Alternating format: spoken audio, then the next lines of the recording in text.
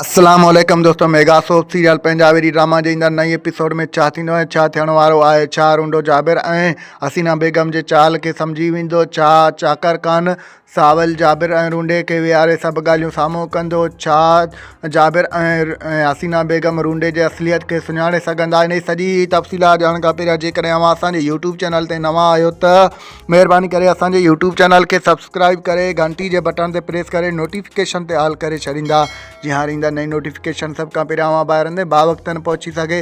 दोस्तों हाणे हलूं था पंहिंजी मेन ॻाल्हि ॿोल तरफ़। जीअं त mega soap serial Punjabi drama जे ईंदड़ नई एपिसोड में तव्हांखे ॾिसण वटां मिलंदो त रूंडो पंहिंजी भेण हसीना बेगम ऐं जाबिर जे सॼी हक़ीक़तुनि खे सम्झी वेंदो।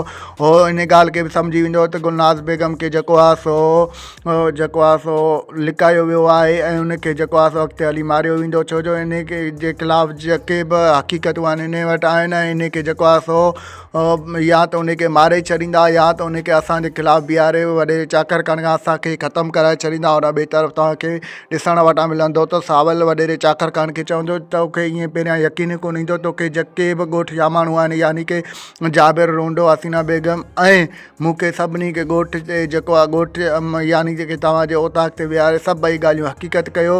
हक़ीक़त खां आगाह कई वेंदी, छो जो जॾहिं तव्हां मूं वटि ईंदा त हिकिड़ियूं ॻाल्हियूं ॿुधंदा जाबिर वटि ॿियूं ॻाल्हियूं ऐं रूंडे वटि ॿियूं ॻाल्हियूं, तव्हांखे यकीन न आहे थींदो। जॾहिं तव्हां सभिनी खे गॾु विहारींदो त पोइ तव्हांखे हक़ीक़त थींदी। और ॿिए तरफ़ तव्हांखे ॾिसण वटां मिलंदो त हसीना बेगम ऐं जाबिर खान वारा बि इन ॻाल्हि में जेको आहे ॻोल्हा में हूंदा त रूंडो बि असांजे ख़िलाफ़ु साज़िशूं करे रहियो आहे, छो जो उहो वॾो कमीनो शख़्स आहे, उहो कॾहिं बि कंहिंखे माफ़ु न कंदो। दोस्तों असांजो रिपोर्ट अव्हांखे कीअं लॻो? जेकॾहिं पसंदि आयो हुजे त महिरबानी करे पंहिंजो क़ीमती राय कमेंट सेक्शन में ज़रूरु ॾींदा। महिरबानी करे असांजे चैनल खे सब्सक्राइब ज़रूरु कंदा। ॾींदा असांखे इजाज़त, रखंदा पंहिंजो ख़्यालु। अल्लाह हाफ़िज़। Thanks for the watching. Javed Ali जलालानी।